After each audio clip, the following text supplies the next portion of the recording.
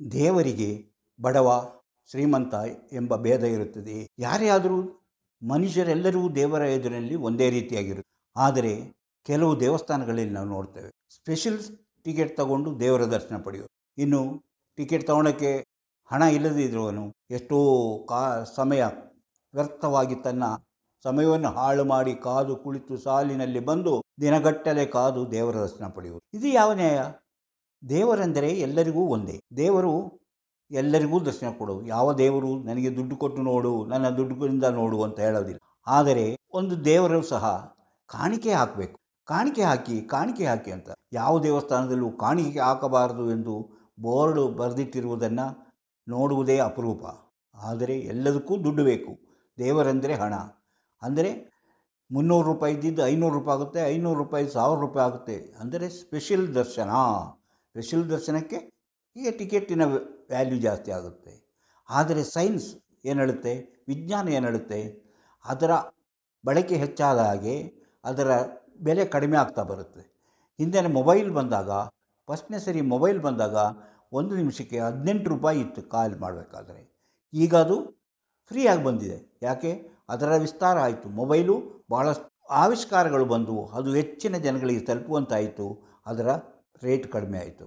ಆದರೆ ದೇವರ ದರ್ಶನ ಎಂಬುದು, ದೇವರ ದರ್ಶನ ಮಾಡಲು ಯಾರಿಗೂ ಹಣ ಕಡಿಮೆ ಆಗೋದಿಲ್ಲ, ಅದು ಯಾವಾಗಲೂ ಜಾಸ್ತಿ ಆಗಿರುತ್ತೆ. ಅಂದರೆ ಇಲ್ಲಿ ದೇವರಿಗೂ ಸಹ ಬಡವ ಬಲ್ಲಿದ ಎಂಬ ಭೇದ ಇದೆ ಎಂಬಂತೆ ತೋರಿಸಲಾಗುತ್ತದೆ. ಈ ರೀತಿ ಇದ್ದರೆ ದೇವರ ಮೇಲಿನ ಯಾವ ನಂಬಿಕೆ ಉಳಿಯುತ್ತದೆ? ಆದ್ದರಿಂದ ಅಂಥ ನಂಬಿಕೆಗಳನ್ನು ಉಳಿಯುವುದು ಕಷ್ಟ ಸಾಧ್ಯ. ಇಂಥ ವಿಚಾರಗಳನ್ನು ಇವತ್ತು ಹೇಳಲು ಕಾರಣ ಏನೆಂದರೆ, ಈ ಮನುಸ್ಮೃತಿ ಎಂಬ ಒಂದು ಕೃತಿಯನ್ನು ಸುಡುವ ಒಂದು ಪ್ರೋಗ್ರಾಮ್ ಡಿಸೆಂಬರ್ ತಿಂಗಳಲ್ಲಿ ದಲಿತ ಸಮಿತಿಗಳು, ಅಂದರೆ ದಲಿತರು ಸೇರಿರುವಂಥ ಒಂದು ಸಮಿತಿ ನಿರ್ಧಾರ ಮಾಡಿದೆ.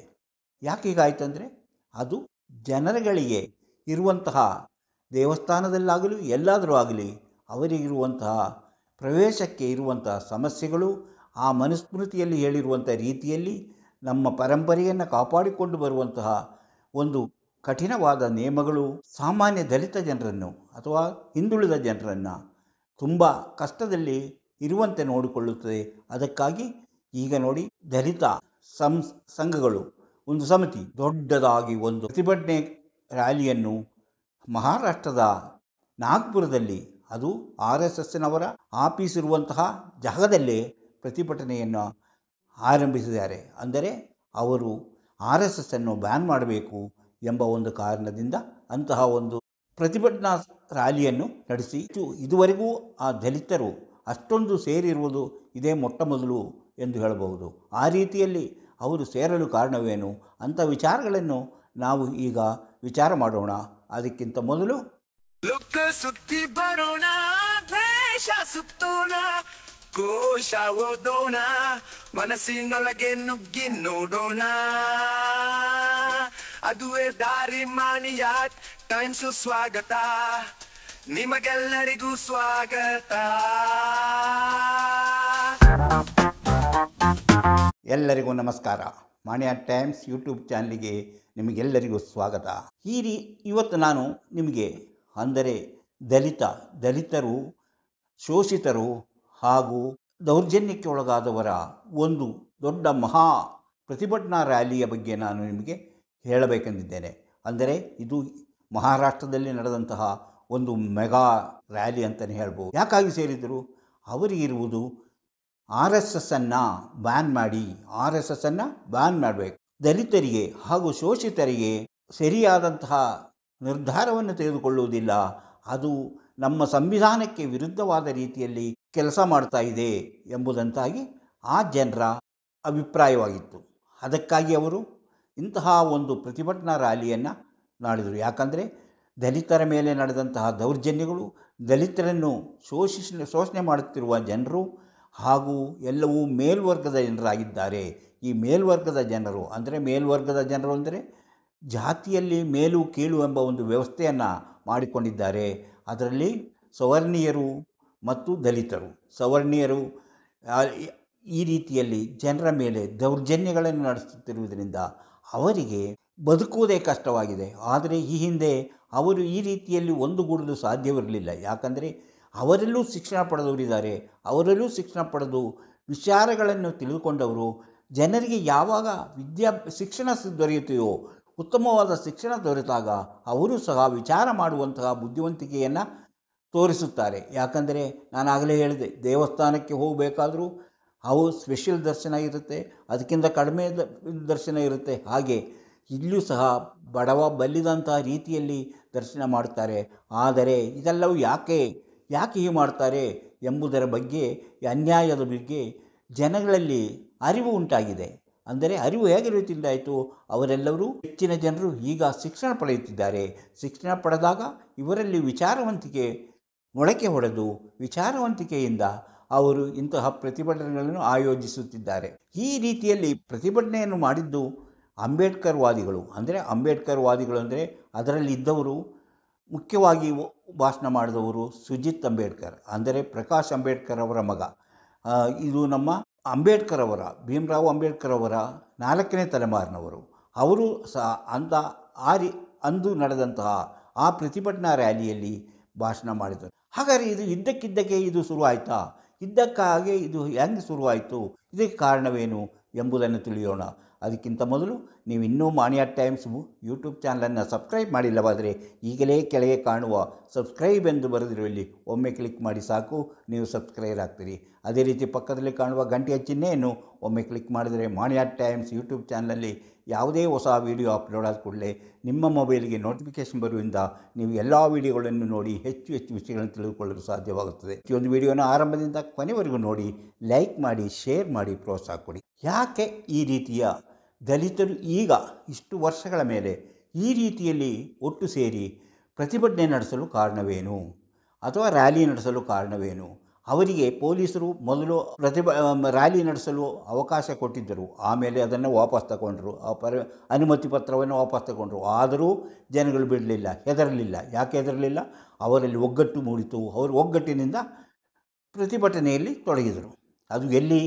RSSನ ಕಚೇರಿ ಇರುವ ಮುಖ್ಯ ಕಚೇರಿ ನಾಗ್ಪುರದಲ್ಲಿ. ಮಹಾರಾಷ್ಟ್ರದಲ್ಲಿ ಹಲವು ಕಡೆ ಇಂತಹ ರ್ಯಾಲಿಗಳು ಸದ್ಯದಲ್ಲೇ ನಡೆಯಲು ವ್ಯವಸ್ಥೆ ಆಗಿದೆ. ಯಾಕೆ? ಈಗ ದಲಿತರಿಗೆ ಕೇಳುವ ಧೈರ್ಯ ಬಂದಿದೆ. ಜನರಿಗೆ ಯಾಕೆ ಮಾಡ್ತಾ ಇದ್ದೀರಿ ಎಂಬ ಧೈರ್ಯ ಬಂದಿದೆ. ಅದಕ್ಕೆ ಶಿಕ್ಷಣವೇ ಮುಖ್ಯ ಕಾರಣ. ಯಾಕಂದರೆ ಇದು ಇಷ್ಟು ದಿವಸ ಇರಲಿಲ್ವಾ? ಶಿಕ್ಷಣ ಪಡೆದು ಈಗಲೇ ಬರೆದಿದೆ ಇಲ್ಲ, ಶಿಕ್ಷಣ ಪಡೆದು ಬರಿತಾ ಇದ್ದರು. ನಾವು ಅಂಬೇಡ್ಕರ್ ಅವರ ಬಗ್ಗೆ ಎಷ್ಟೋ ಪುಸ್ತಕಗಳನ್ನು ಈ ಮೇಲ್ಜಾತಿಯವರು ಬರೆದಿದ್ದಾರೆ. ಅಂದರೂ RSSಗೆ ಸಪೋರ್ಟ್ ಮಾಡುವಂಥ ವ್ಯಕ್ತಿಗಳು ಅಂಬೇಡ್ಕರ್ ಅವರ ಬಗ್ಗೆ ಪುಸ್ತಕ ಬರೆದಿದ್ದರು. ಅದರಲ್ಲಿ ಅವರು ಹೇಳಿರುವಂತಹ ಹಲವು ವಿಚಿತ್ರವಾದ ವಿಷಯಗಳು ಇದ್ದವು. ಅದೆಲ್ಲವೂ ಈಗ ಅವರಿಗೆ ಅರ್ಥ ಆಗ್ತಾ ಇದೆ. ಯಾರಿಗೆ? ದಲಿತರಿಗೆ, ಅಂಬೇಡ್ಕರ್ ವಾದಿಗಳಿಗೆ ಅದು ಅರ್ಥವಾಗ್ತಾ ಇದೆ. ಯಾಕಂದರೆ ಇವರು ನಮ್ಮನ್ನು ತುಳಿದು ನಮ್ಮ ಮೇಲೆ ದಬ್ಬಾಳಿಕೆ ಮಾಡುವಂತಹ ಒಂದು ವ್ಯವಸ್ಥೆಯನ್ನು ಅವರು ಈ ರೀತಿಯಲ್ಲಿ ಪುಸ್ತಕಗಳನ್ನು ಬರೆಯೋದು, ಅಂಬೇಡ್ಕರ್ ಅವರ ಬಗ್ಗೆ ಬರೆಯೋದು, ಅವರಲ್ಲಿರುವಂತಹ ದೋಷಗಳನ್ನೇ ತೋರಿಸುವಂತಹ, ದೋಷಗಳಿದೆ, ಹೀಗೆ ಅವರು ಮಾಡಿದ್ದಾರೆ, ಹಾಗೆ ಅಂತ ಅವರು ತೋರಿಸುವುದನ್ನೇ ಅವರು ತಮ್ಮ ಪುಸ್ತಕದಲ್ಲಿ ಬರೆದುತ್ತಾ ಹೋದರು. ಹೀಗೆ ಹಲವರು ಆ ರೀತಿಯಲ್ಲಿ ಪುಸ್ತಕಗಳನ್ನು ಬರೆದಿದ್ದಾರೆ. ಕೆಲವರು ಸರಿಯಾದ ರೀತಿಯಲ್ಲಿ ಬರೆದಿದ್ದಾರೆ, ಕೆಲವರು ಈ ರೀತಿಯಲ್ಲಿ ಅವರನ್ನು ಅವಹೇಳನ ಮಾಡುವ ರೀತಿಯಲ್ಲೂ ಸಹ ಪುಸ್ತಕಗಳು ಬರೆದರು. ಇದೆಲ್ಲವೂ ಈಗ ಈ ದಲಿತ ಸಮಾಜಕ್ಕೆ, ಅಂದರೆ ಅಂಬೇಡ್ಕರ್ ವಾದಿಗಳಿಗೆ ಅರ್ಥವಾಗಿದೆ. ಏನೆಂದರೆ ಇದಕ್ಕೆ ಇನ್ನು ಮುಂದೆ ಹಿಂದಿನ ಕಾಲದಲ್ಲಿ ಹೆಚ್ಚಿನ ಜನರು ನಮ್ಮ ಅಂಬೇಡ್ಕರ್ ಹಾಗೆ ಬೌದ್ಧ ಧರ್ಮಕ್ಕೆ ಮತಾಂತರವಾಗುವಂತಹ ಒಂದು ವ್ಯವಸ್ಥೆ ಬೆಳೆಸಿಕೊಂಡಿದ್ದರು. ಆದರೆ ಅದನ್ನು ಹೇಗೆ ತಡೆಯಬೇಕೆಂಬುದು ಸನಾತನ ಧರ್ಮೀಯರ ಒಂದು ಕೆಲಸವಾಗಿತ್ತು. ಯಾಕಂದರೆ ತಮ್ಮ ಕೈತಪ್ಪು ಹೋಗ್ಬಿಟ್ರೆ, ತಮ್ಮ ಮಾತು ಕೇಳದಂತಹ ಆದರೆ, ಅವರ ಸಂಸ್ಕಾರ ಆಚಾರ ವಿಚಾರಗಳು ಬೇರೆ ಆದ ಕೂಡಲೇ ನಮ್ಮ ಮಾತು ಕೇಳುವುದಿಲ್ಲ, ನಮಗೆ ದಬ್ಬಾಳಿಕೆ ಮಾಡಲು, ನಮಗೆ ಶೋಷಣೆ ಮಾಡಲು ಬೇರೆ ಯಾರೂ ಇಲ್ಲ ಎಂಬ ಒಂದು ಯೋಚನೆ ಅವರಲ್ಲಿತ್ತು. ಅದಕ್ಕಾಗಿ ಅದನ್ನು ತಡೆಯುವಂಥ ಹಲವು ರೀತಿಯ ಪ್ರಯತ್ನಗಳು ಆದರೆ ಬೌದ್ಧ ಧರ್ಮಕ್ಕೆ ಬೌದ್ಧ ಧರ್ಮಕ್ಕೆ ಮತಾಂತರ ಹೊಂದುವಂಥ ಕೆಲಸ ಕಾರ್ಯಗಳಿಗೆ ಬೇರೆ ಕಡೆಯಿಂದಲೂ ಜನರಿಗೆ ಸಪೋರ್ಟ್ ಸಿಗ್ತಾಯಿತ್ತು. ಆದರೆ ಜಪಾನಿನಾಗಲಿ ಅಥವಾ ಚೀನಾದಿಂದಾಗಲಿ ಅದರ ಸಪೋರ್ಟು, ಅಲ್ಲಿನ ಬೌದ್ಧ ಧರ್ಮವು ಸ್ವಲ್ಪ ಮಟ್ಟಿಗೆ ಕಡಿಮೆ ಆಗ್ತಾ ಬಂತು. ಅದರ ಪ್ರಭಾವ ಕಡಿಮೆ ಆಗ್ತಾ ಬಂದಾಗ ಇಲ್ಲಿಯೂ ಸಹ ಬೌದ್ಧ ಧರ್ಮಕ್ಕೆ ಮತಾಂತರ ಹೊಂದುವ ಒಂದು ಆಸಕ್ತಿ ಇಲ್ಲವಾಯಿತು. ಆಮೇಲೆ ಅವರಿಗೆ ಸಿಕ್ಕಿದ್ದು ಕ್ರಿಶ್ಚಿಯನ್ ಜಾತಿ ಮತಾಂತರ ಹೊಂದುವಂಥ ಒಂದು ವ್ಯವಸ್ಥೆ ಆಯಿತು. ಅದನ್ನು ನಾವು ಈಶಾನ್ಯ ರಾಜ್ಯಗಳಲ್ಲಿ ನೋಡಬಹುದು. ಯಾರಿ ಬುಡಕಟ್ಟು ಜನರು, ದಲಿತರು, ತುಳಿತಕ್ಕೆ ಒಳಗಾದವರು ಯಾರಿದ್ದಾರೋ ಅಂಥವರೇ ಹೆಚ್ಚಿನ ಇಂತಹ ಕ್ರಿಶ್ಚಿಯನ್ ಮಿಷನರಿಗಳ ಮಾತಿಗೆ ಮರಳಾಗಿ ಆ ಧರ್ಮಕ್ಕೆ ಮತಾಂತರ ಹೊಂದಿದ್ದಾರೆ. ಅದು ನಾವು ನಮ್ಮ ಕಣ್ಣೆದುರೇ ನಡೆಯುತ್ತಿರುವಂತಹ ಹಲವು ವಿಚಾರಗಳು. ಆದರೆ ಇಂತಹ ವಿಚಾರಗಳು ನಡೀತಿರುವಾಗ ಏನಾಗಿದೆ, ಅದನ್ನು ತಡೆಯುವಂತಹ ಕೆಲಸಗಳು ನಡೀತಾ ಬಂತು. ಅಂದರೆ ದಲಿತರಿಗೆ ಯಾವ ರೀತಿಯಲ್ಲೂ ಬೆಳೆಸಿಕೊಂಡು ಹೋಗುವಂತಹ, ತಮ್ಮ ಶಕ್ತಿಯನ್ನು ಬೆಳೆಸಿಕೊಂಡು ಹೋಗುವಂತಹ ಅವಕಾಶಗಳನ್ನು ತಪ್ಪಿಸುತ್ತಿದ್ದಾರೆ ಎಂಬುದರಲ್ಲಿ ಇಂಥ ವಿಚಾರಗಳು ಆ ದಲಿತರ ಮನಸ್ಸಿನಲ್ಲಿ ಮೂಡ್ತಾ ಬಂತು. ಅದಕ್ಕೆ ಛತ್ತೀಸ್ಗಢದಲ್ಲಿ ನಡೆದಂತಹ ಆ ಒಂದು ಗಲಾಟೆ, ಆ ಗಲಾಟೆಯಲ್ಲಿ ನೋಡಿ ಎಷ್ಟು ಜನರು, ಎಲ್ಲ ದಲಿತರು ಸಹ ಕ್ರಿಶ್ಚಿಯನ್ರಿಗೆ ಸಹಾಯ ಮಾಡಿ, ದಲಿತ ಕ್ರಿಶ್ಚಿಯನ್ನರಿಗೆ ಸಹಾಯ ಮಾಡಿ. ಯಾಕಂದರೆ ಅವರಿಗೆ ಅಲ್ಲಿ ಮಾತನಾಡಲು ಅವಕಾಶ ಕೊಡ್ತಾರೆ, ಅವರಿಗೆ ಭಾಷಣ ಮಾಡಲು ಅವಕಾಶ ಕೊಡ್ತಾರೆ, ಅವರಿಗೆ ತಮ್ಮ ಅಭಿಪ್ರಾಯಗಳನ್ನು ವ್ಯಕ್ತಪಡಿಸಲು ಅವಕಾಶ ಕೊಡ್ತಾರೆ. ಅದರಲ್ಲಿ ಅವರಿಗೆ ಯಾವುದೇ ಒಂದು ನಿಯಂತ್ರಣವೂ ಇಲ್ಲ. ಯಾರಿಗೆ ಮಾತನಾಡಬೇಕೆನಿಸುತ್ತೋ ಅವರಿಗೆ ಅವಕಾಶ ಕೊಡುವಂತಹ ಒಂದು ಸ್ಥಿತಿ ಕ್ರಿಶ್ಚಿಯನ್ನರು ದಲಿತರು ಕ್ರಿಶ್ಚಿಯನ್ನರಾಗಿ ಬದಲಾವಣೆ ಆದಂತಹ ಆ ಸಮಯದಲ್ಲಿ ಅವರಿಗೆ ಸಿಗುತ್ತೆ. ಅಂತಹ ಸ್ವಾತಂತ್ರ್ಯ ಅವರಿಗೆ ದಲಿತ ಸಮಾಜದಲ್ಲಿ ಸಿಗುತ್ತಿಲ್ಲ. ದಲಿತ ಸಮಾಜ ಯಾಕೆ ಸಿಗ್ತಾ ಇಲ್ಲ ಅಂದರೆ ಸನಾತನ ಅವರ ಒಂದು ದಬ್ಬಾಳಿಕೆಯಿಂದಾಗಿ ಅವರಿಗೆ ಅಂತಹ ಒಂದು ಅವಕಾಶ ಸಿಗದೇ ಹೋಗುತ್ತಾ ಇದೆ. ಅದನ್ನೆಲ್ಲವನ್ನು ಮನಗೊಂಡಂತಹ ಜನರು, ಅದರ ಬಗ್ಗೆ ಜನಗಳು ತಮ್ಮ ಅಭಿಪ್ರಾಯಗಳನ್ನು ಒಟ್ಟುಗೂಡಿಸುತ್ತಾ ದಲಿತರು ತಾವು ಏನು ಮಾಡಬೇಕು, ಇದಕ್ಕೇನು ಪರಿಹಾರ ಎಂಬಂತಹ ಒಂದು ಅಭಿಪ್ರಾಯವನ್ನು ಕ್ರೋಢೀಕರಿಸುತ್ತಾ ಬಂದಿದ್ದಾರೆ. ಆ ಕ್ರೋಢೀಕರಣದಿಂದ ಧರ್ಮಕ್ಕೆ ಮತಾಂತರ ಹೊಂದುವುದಕ್ಕಿಂತಲೂ ನಾವು ಒಗ್ಗಟ್ಟಾಗಿ ನಿಂತು ನಾವು ಈ ಸನಾತನಿಗಳ ದಬ್ಬಾಳಿಕೆಯನ್ನು ತಡೆಯುವಂತಹ ಒಂದು ಪ್ರಯತ್ನವನ್ನು ನಾವು ಮಾಡಬಹುದು. ನಮ್ಮಲ್ಲಿ ಒಗ್ಗಟ್ಟಾದರೆ ಇದನ್ನು ನಾವು ಎದುರಿಸಿ ನಿಲ್ಲಲು ಸಾಧ್ಯ. ಅದಕ್ಕೆ ನಮಗೆ ಶಿಕ್ಷಣ ಅತಿ ಮುಖ್ಯ. ಅಂಬೇಡ್ಕರ್ ಹೇಳಿದ ಹಾಗೆ ಶಿಕ್ಷಣ ಬಹಳ ಮುಖ್ಯ ಎಂಬಂತಹ ಒಂದು ಅಭಿಪ್ರಾಯದಲ್ಲಿ ಹೆಚ್ಚು ಜನರು ಶಿಕ್ಷಣ ಪಡೆಯುವಂತಹ ರೀತಿಯಲ್ಲಿ ತಮ್ಮ ಮಕ್ಕಳನ್ನು ಶಾಲೆಗೆ ಕಳಿಸಲಾರಂಭಿಸಿದರು. ಹಾಗೆ ಹಲವರು ಒಳ್ಳೆಯ ಉನ್ನತವಾದ ಶಿಕ್ಷಣವನ್ನು ಪಡೆದರು. ಆ ಶಿಕ್ಷಣ ಪಡೆದಾಗ ಅವರಲ್ಲೂ ವಿಚಾರ ಮಾಡುವಂತಹ, ಯಾವ ರೀತಿಯಲ್ಲಿ ನಾವು ಸಂಘಟಿತರಾಗಿ ಯಾವ ರೀತಿಯಲ್ಲಿ ಹೋರಾಡಿದರೆ ನಮ್ಮತನವನ್ನು ನಾವು ಉಳಿಸಿಕೊಳ್ಳಲು, ನಮ್ಮ ಸ್ವಾಭಿಮಾನವನ್ನು ನಾವು ಯಾವ ರೀತಿಯಲ್ಲಿ ಉಳಿಸಿಕೊಂಡು ಮುಂದುವರಿಯಲು ಸಾಧ್ಯ ಎಂಬುದರ ಬಗ್ಗೆ ತಿಳಿದುಕೊಂಡರು. ಆದುದರಿಂದ ಈ ರೀತಿಯೆಲ್ಲ ದಬ್ಬಾಳಿಕೆಗಳು ನಡೀತದೆ, ದೌರ್ಜನ್ಯಗಳು ನಡೀತದೆ. ಮೊನ್ನೆ ಒಂದು ದೇವಸ್ಥಾನದಲ್ಲಿ ಒಂದು 60 ವರ್ಷ ದಾಟಿದಂತಹ ಒಬ್ಬ ವೃದ್ಧರು ತಾವು ಸುಸ್ತಾಗಿ ಒಂದು ದೇವಸ್ಥಾನದ ಮೆಟ್ಟಿಲ ಬಳಿ ಕುಳಿತುಕೊಂಡು ಅವರಿಗೆ ಅವರಿಗೆ ತಿಳಿಯದಂತೆ ಏನೋ ರೋಗ ಇತ್ತು, ಅವರು ಮೂತ್ರ ವಿಸರ್ಜನೆ ಮಾಡಿಬಿಟ್ರು. ಅವರ ತಿಳಿಯದಂತೆ ಅದನ್ನು ನೋಡಿದ ಉನ್ನತ ಮೇಲ್ವರ್ಗ ಜಾತಿಯವರ ಒಂದು ವ್ಯಕ್ತಿ ಬಂದು ಅವರನ್ನು ಹೊಡೆದು ಬಡಿದು ಅವರನ್ನು ಒಳಗಾಕಿ ಮೂತ್ರವನ್ನು ಕುಡಿಸಿದರು. ಅವನಿಗೆ ಮೂತ್ರವನ್ನು ಕುಡಿಸಿ ದೌರ್ಜನ್ಯ ಎಸಗಿದರು. ಇಂಥ ದೌರ್ಜನ್ಯ ಒಬ್ಬ ವ್ಯಕ್ತಿ, ನಿಶಕ್ತನಾದ ವ್ಯಕ್ತಿ, ಅವರಿಗೆ ನಡೆಯಲು ಸಾಧ್ಯವಾಗದಂತಹ ಮೆಟ್ಟಿಲ ಬಳಿ ಕುಳಿತು ಅವನಿಗೆ ಅರಿವಿಲ್ಲದಂತೆ ಮೂತ್ರ ವಿಸರ್ಜನೆ ಆಗೋಯಿತು. ಏನು ಮಾಡೋಕ್ಕಾಗುತ್ತೆ? ಅಂಥವರಿಗೆ ಕೊಟ್ಟಂತಹ ದೌರ್ಜನ್ಯ, ಇಂತಹ ದೌರ್ಜನ್ಯಗಳು ಅಥವಾ ಇನ್ನು ದಲಿತ ಹೆಣ್ಣು ಮಕ್ಕಳ ಮೇಲೆ ನಡೆಯುತ್ತಿರುವಂತಹ ಅತ್ಯಾಚಾರಗಳು, ಅಂತಹ ಹಲವು ರೀತಿಯಲ್ಲಿ ಈ ನಮ್ಮ ಭಾರತದ ಹಲವು ಕಡೆ ನಡೀತಾ ಇದೆ. ಅದರಲ್ಲೂ ಉತ್ತರ ಪ್ರದೇಶ, ಗುಜರಾತ್ನಂತಹ ಪ್ರದೇಶಗಳಲ್ಲಿ ಇಂತಹ ಸಮಸ್ಯೆಗಳು ಬಹಳ ದೊಡ್ಡ ಪ್ರಮಾಣದಲ್ಲಿ ನಡೀತಿದೆ. ಇಂತಹ ಸ್ಥಿತಿಯಲ್ಲಿ ಇವರು ತಾವು ಅಸಹಾಯಕರಂತೆ ಕುಳಿತುಕೊಂಡರೆ ತಮ್ಮನ್ನು ಕಾಪಾಡುವವರು ಯಾರೂ ಇಲ್ಲ ಎಂಬ ಅಭಿಪ್ರಾಯ ಮೂಡಿದ್ದರಿಂದ ಈ ಜನರು ನಾವೆಲ್ಲರೂ ಸಂಘಟಿತರಾಗಬೇಕು. ಆ ಸಂಘಟಿತರಾಗುವಂಥ ಧೈರ್ಯ ಎಲ್ಲಿಂದ ಬಂತು? ಅವರು ಪಡೆದ ಶಿಕ್ಷಣದಿಂದ ಬಂತು. ದೇವರಿಗೆ ನಾವು ದುಡ್ಡು ಕೊಟ್ಟು ದೇವರನ್ನು ನೋಡುವಂಥ ಅಂತಹ ಪರಿಸ್ಥಿತಿ ಇದೆ. ಇನ್ನು ಕೆಲವರಿಗೆ ದೇವರನ್ನು ನೋಡಲು ಬಿಡುವುದೇ ಇಲ್ಲ, ದೇವರ ದರ್ಶನ ಮಾಡಲು ಒಳಗೆ ಬಿಡುವುದೇ ಇಲ್ಲ. ಇಂತಹ ಪರಿಸ್ಥಿತಿಯಲ್ಲಿರುವಂತಹ ಜನರು ತಾವು ಮನುಷ್ಯರು ತಮಗೆ ಮನುಷ್ಯರಂತೆ ಬದುಕಲು ಅವಕಾಶವಿದೆ ಎಂಬ ಕಾರಣದಿಂದ ದಲಿತರು, ಅಂಬೇಡ್ಕರ್ ವಾದಿಗಳ ಎಲ್ಲರೂ ಒಟ್ಟು ಸೇರಿ ಆ ಒಂದು ಪ್ರತಿಭಟನಾ ರ್ಯಾಲಿಯನ್ನು ನಡೆಸಿದರು. ಅದು ಇದುವರೆಗೂ ನಡೆದಂತಹ ಪ್ರತಿಭಟನಾ ರ್ಯಾಲಿಗಳಿಗೆ ಅದು ಮುಖ್ಯವಾದಂತಹ ಒಂದು ದೊಡ್ಡ ರ್ಯಾಲಿ ಅಂತಲೇ ಹೇಳ್ಬೋದು. ಕರ್ನಾಟಕದಲ್ಲೂ ಸಹ ಅದೇ ರೀತಿಯಲ್ಲಿ ಈ ಕರ್ನಾಟಕದಲ್ಲೂ ಸಹ ಅಂತಹ ರ್ಯಾಲಿಗಳು ನಡೆಯುವಂಥ ಸಾಧ್ಯತೆ ಇದೆ. ಈಗಾಗಲೇ ಆಳಂದದಲ್ಲಿ, ಚಿತ್ತಾಪುರದಲ್ಲಿ ಅಂತಹ ಒಂದು ಪ್ರಯತ್ನ ನಡೀತಾ ಇದೆ. ಈಗ ಭೀಮಸೇನೆ ಅಂತ ಹೇಳಿ ಅಂಥವರು ನಡೆಸ್ತಿದ್ದಾರೆ. ಅಂದರೆ ಅದು ದಲಿತ ಸೇನೆ. ಪ್ರಿಯಾಂಕ ಖರ್ಗೆ ಅವರ ಒಂದು ಯಾಕಂದರೆ ಪ್ರಿಯಾಂಕ ಖರ್ಗೆ ಯಾಕೆ ಹೇಳಿದ್ರು, ಆರ್ ಎಸ್ ಎಸ್ನವರು ಇದರಿಂದ ಆಗುವಂಥ ಸಮಸ್ಯೆಗಳೇನು, ಆರ್ ಎಸ್ ಎಸ್ ಯಾಕಾಗಿ ಈ ರೀತಿ ಸರ್ಕಾರಿ ಜಾಗಗಳಲ್ಲಿ ಅಂದರೆ ಸಾರ್ವಜನಿಕ ಜಾಗಗಳಲ್ಲಿ ತಮ್ಮ ಕೆಲಸಗಳನ್ನು, ತಮ್ಮ ಸಭೆ ಸಮಾರಂಭಗಳನ್ನು, ತಮ್ಮ ಕವಾಯತುಗಳನ್ನು ಯಾಕೆ ನಡೆಸುತ್ತಾರೆ, ಅವರು ದಂಡವನ್ನು ಹಿಡಿದುಕೊಂಡು ಯಾಕೆ ಕವಾಯತು ಮಾಡ್ತಾರೆ.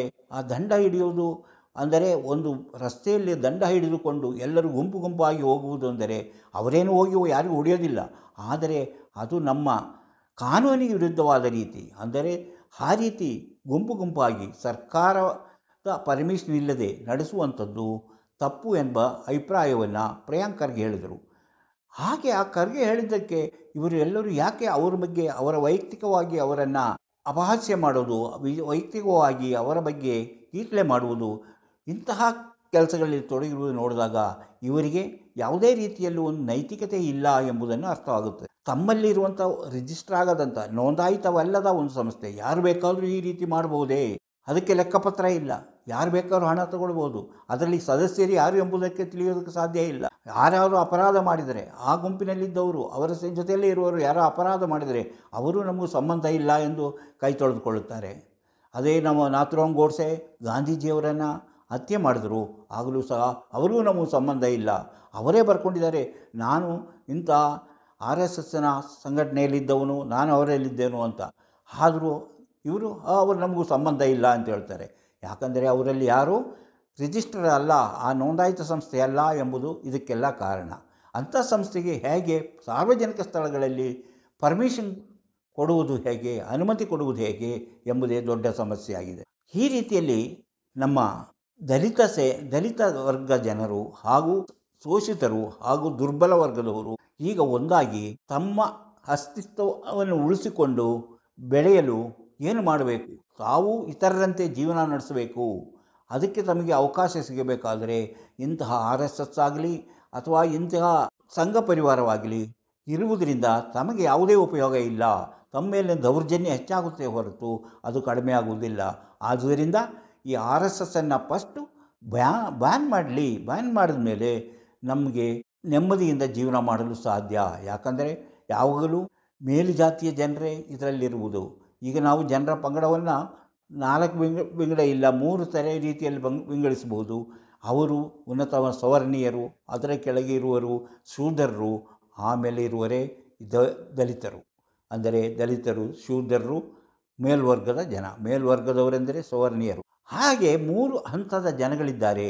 ಈ 3 ಹಂತದ ಜನಗಳಲ್ಲಿ ಸವರ್ಣೀಯರಿಂದ ಶೂದ್ರರು ಯಾವ ರೀತಿ ದೌರ್ಜನ್ಯಕ್ಕೊಳಗಾಗ್ಬೋದು, ಅದೇ ಇಂತಹ ಶೂದ್ರರಿಂದ ದಲಿತರು ಯಾವ ರೀತಿ ದೌರ್ಜನ್ಯಕ್ಕೊಳಗಾಗ್ಬೋದು ಎಂಬ ವಿಚಾರಗಳನ್ನು ನಾವು ತಿಳಿದುಕೊಂಡಾಗ ಇದು ಎಲ್ಲವೂ ಒಂದಕ್ಕೊಂದು ಲಿಂಕ್ ಆಗಿರುತ್ತೆ. ಆದ್ದರಿಂದ ಪ್ರತಿಯೊಬ್ಬರು ಸಮಾನರು, ಎಲ್ಲರೂ ಸಮಾನರು, ಎಲ್ಲರಿಗೂ ಸಮಾನ ಹಕ್ಕು ಇರುವಾಗ ನಾನು ಶೋಷಿತ, ನಾನು ದೌರ್ಜನ್ಯಕ್ಕೊಳಗಾದವ ಅಂತ ಹೇಗೆ ಬರುತ್ತೆ? ಪ್ರತಿ ಎಲ್ಲ ಧರ್ಮದಲ್ಲೂ, ಎಲ್ಲ ಜಾತಿಯಲ್ಲೂ, ಎಲ್ಲ ಮತದಲ್ಲೂ ಈ ರೀತಿಯ ಒಂದು ಹೊಂದಾಣಿಕೆ ಅಥವಾ ಸಮಾನತೆ ಬರಬೇಕು. ಆ ಸಮಾನತೆ ಬಂದಾಗ ಮಾತ್ರ ನಮ್ಮ ದೇಶ ಅಭಿವೃದ್ಧಿ ಸಾಧ್ಯ. ನಿಜ ಹೇಳಬೇಕಂದ್ರೆ ನರೇಂದ್ರ ಮೋದಿಯವರಿಗೆ ದಲಿತರನ್ನು ಉದ್ಧಾರ ಮಾಡಬೇಕೆಂಬ ಅಭಿಪ್ರಾಯ ಇದೆ, ದಲಿತರನ್ನು ಸಮಾನ ತರಬೇಕಂತ ಅಭಿಪ್ರಾಯ ಇದೆ. ಅವರು ಅದಕ್ಕಾಗಿ ಹಲವು ಪ್ರಯತ್ನ ಮಾಡಿದರು. ಆದರೆ ಈ ಆರ್ ಎಸ್ ಎಸ್ ಸಂಘಟನೆ ಅವಕಾಶ ಕೊಡ್ತಾ ಇಲ್ಲ. ಅವರು ದಲಿತ ಜನಕ್ಕೆ ಯಾವುದೇ ಅವಕಾಶ ಕೊಡಲೇಬಾರದು ಎಂಬುದು ಆರ್ ಎಸ್ ಎಸ್ ಹಾಗೂ ಈ ಮನುವಾದಿಗಳು ಯಾರಿದ್ದಾರೆ ಅದರ ನಂಬಿಕೆ ಇಟ್ಟಂತಹ ಜನರು ಒಪ್ಪಿಗೆ ಕೊಡ್ತಾ ಇಲ್ಲ. ಅವರು ಬಂದರೆ ನಾವು ಹೇಳ್ದಂಗೆ ಕೇಳುವ ಜನ ಇಲ್ಲದಾಗುತ್ತದೆ, ಅಧಿಕಾರ ನಮ್ಮ ಕೈ ತಪ್ಪೋಗುತ್ತದೆ, ನಮ್ಮ ಯಜಮಾನಿಗೆ ತಪ್ಪೋಗುತ್ತದೆ ಎಂಬಂತಹ ಅಭಿಪ್ರಾಯದಲ್ಲಿ ಈಗಲೂ ಮೇಲ್ಜಾತಿಯ ಕೆಲವು ಜನ ಜೀವನ ಮಾಡುತ್ತಿದ್ದಾರೆ. ಆದುದರಿಂದ ಈಗ ಆ ಬಿ ಜೆ ಪಿಯಲ್ಲಿರುವಂತಹ ಹೆಚ್ಚಿನ ಜನರಿಗೆ ಇಂತಹ ಒಂದು ದಲಿತರನ್ನು ಬೇರೆ ಮಾಡಿ ನೋಡಬೇಕು, ದಲಿತರ ಮೇಲೆ ದೌರ್ಜನ್ಯ ಮಾಡಬೇಕು, ಅವರನ್ನು ನಾವು ಹೇಳ್ದಂಗೆ ನಿಯಂತ್ರಣದಲ್ಲಿ ಇಟ್ಟುಕೊಳ್ಬೇಕೆಂಬ ಆಸೆ ಇಲ್ಲ. ಆದರೆ ಮೇಲ್ವರ್ಗದ ಜನ ಅಂದರೆ ಮೇಲ್ಧರ್ಮದ ಜನರೆಂದು ತಿಳಿದುಕೊಂಡಿರುವ ವ್ಯಕ್ತಿಗಳು ಅಥವಾ ಮನುವಾದಿಗಳು ಅಥವಾ ಮನುಸ್ಮೃತಿಯನ್ನು ತಮ್ಮ ಸಿದ್ಧಾಂತವನ್ನಾಗಿಟ್ಟುಕೊಂಡಿರುವ ಜನರಿಗೆ ಇದು ಯಾವುದೇ ಶೂದ್ರರು ಆಗಲಿ ದಲಿತರಾಗಲಿ ತಮಗಿಂತ ಮೇಲೆ ಬರಬಾರ್ದು, ತಮಗಿಂತಲೂ ಮೇಲಿನ ಅಧಿಕಾರಕ್ಕೆ ಬರಬಾರ್ದು, ಅಧಿಕಾರಕ್ಕೆ ಬಂದವರನ್ನು ತುಳಿಯಬೇಕು ಅಂತ ಉದ್ದೇಶ ಇಟ್ಟುಕೊಂಡಿರೋದ್ರಿಂದ ಇವರಿಂದ ಯಾರೂ ಸಹ ಈಗ ಮೋದಿ ಯಾವುದೇ ಒಂದು ಕೆಲಸವನ್ನು ಮಾಡಲು ಸಾಧ್ಯವಾಗಲ್ಲ. ಮೋದಿ ಏನೋ ಕೆಲಸ ಮಾಡಬೇಕಾದ್ರೆ ಈ RSSನ ಸಪೋರ್ಟ್ ಬೇಕು ಅಥವಾ ಆ ಮೇಲ್ವರ್ಗದ ಜನರ ಸಪೋರ್ಟ್ ಬೇಕು. ಆದ್ದರಿಂದ ಅವರಿಗೂ ಅಂತಹ ಕೆಲಸ ಮಾಡಲು ಸಾಧ್ಯ. ಈಗ ಮುಂದಿನ ಡಿಸೆಂಬರ್ನಲ್ಲಿ ಮನುಸ್ಮೃತಿಯನ್ನು ಸುಡುವಂತಹ ಒಂದು ಪ್ರೋಗ್ರಾಮ್ ದಲಿತ ಅಥವಾ ಅಂಬೇಡ್ಕರ್ ವಾದಿಗಳು ಇಟ್ಟುಕೊಂಡಿದ್ದಾರೆ.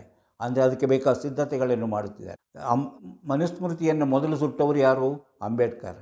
ಅವರ ಅಂಬೇಡ್ಕರ್ ವಾದಿಗಳು ಈಗ ಮತ್ತೊಮ್ಮೆ ಅದರ 100ನೇ ವರ್ಷದ ಸಮಯದಲ್ಲಿ ಎಲ್ಲ ಕಡೆಯಲ್ಲೂ ಮನುಸ್ಮೃತಿಯನ್ನು ಸುಡುವಂತಹ ಒಂದು ಕಾರ್ಯಕ್ರಮವನ್ನು ಹಮ್ಮಿಕೊಂಡಿದ್ದಾರೆ. ಅದರಲ್ಲಿ ಇನ್ನೆಷ್ಟೆಷ್ಟು ಎಲ್ಲೆಲ್ಲಿ ನಡೆಯುತ್ತದೆ ಎಂಬುದನ್ನು ಹೇಳಲು ಸಾಧ್ಯವಿಲ್ಲ. ಒಟ್ಟಾರೆಯಾಗಿ ಈಗ ದಲಿತ, ಶೋಷಿತ ಮತ್ತು ದೌರ್ಜನ್ಯಕ್ಕೆ ಒಳಗಾದಂತಹ ಜನರು ಎದ್ದಿದ್ದಾರೆ. ಅವರು ಸವರ್ಣೀಯರು ಅಥವಾ ಮನುವಾದಿಗಳು ಅಥವಾ RSS ಅಂತಹ ಅವರ ವಿರುದ್ಧ ಅವರು ಸೆಡೆದು ನಿಂತಿದ್ದಾರೆ. ಮುಂದೇನಾಗುತ್ತದೋ ನೋಡಬೇಕು. ಈಗ ಕಾಲ ಪಕ್ವವಾದಂಥ ಸರಿಯಾದ ಒಂದು ಸಮಯ ಬಂದಿದೆ ಅಂತ ನನಗನ್ನಿಸ್ತಾ ಇದೆ. ಅಂದರೆ ಭಾರತದಲ್ಲಿ ಸಮಾನತೆಯ ಒಂದು ಹೊಸ ಯುಗವೇ ಆರಂಭವಾಗುವಂತಹ ಸಮಯ ಸನ್ನಿಹಿತವಾಗಿದಂತ ತೋರುತ್ತಾ ಇದೆ. ಯಾಕಂದರೆ ಇದುವರೆಗೂ RSSನ ವಿರುದ್ಧವಾಗಲಿ ಅಥವಾ ಅವರ ಚಟುವಟಿಕೆ ವಿರುದ್ಧವಾಗಲಿ ಯಾರೂ ಸಹ ಧ್ವನಿ ಎತ್ತುತ್ತಾ ಇರಲಿಲ್ಲ. ಈಗ ಅವರ ವಿರುದ್ಧ ಬೇರೆ ಬೇರೆ ಸಂಘಟನೆಗಳು ಹುಟ್ಟಿಕೊಳ್ಳುತ್ತಿದೆ, ಬೇರೆ ಬೇರೆ ಸಂಘಗಳು ಹುಟ್ಟಿಕೊಳ್ಳುತ್ತಾ ಇದೆ, ಪ್ರತಿಭಟನೆ ಜಾಸ್ತಿ ಆಗ್ತಾಯಿದೆ.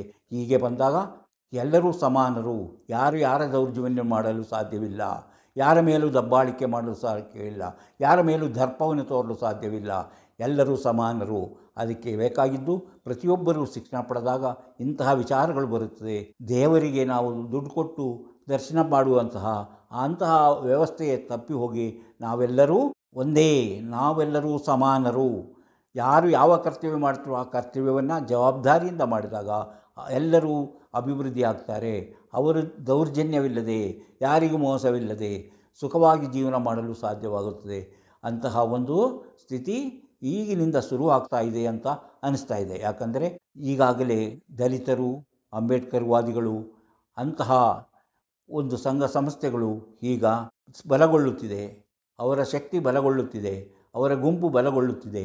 ಇದರಿಂದಾಗಿ ಯಾರು ದಬ್ಬಾಳಿಕೆ ಮಾಡ್ತಿದ್ದಾರೋ ಅವರಿಗೆ ಭಯ ಹುಟ್ಟುವುದಂತೂ ಸತ್ಯ. ಇಂತಹ ಬೆಳವಣಿಗೆ ಒಂದು ಸಮಾಜದ ಪರಿವರ್ತನೆಯ ಕಾಲದಲ್ಲಿ ಮಾತ್ರ ಆಗುತ್ತದೆ. ಈಗ ಸಮಾಜ ಪರಿವರ್ತನೆಯ ಒಂದು ಹಂತವನ್ನು ತಲುಪಿದೆ ಎಂದು ಹೇಳಬಹುದು. ಇಂತಹ ವಿಚಾರಗಳು ಇನ್ನೂ ಇವೆ.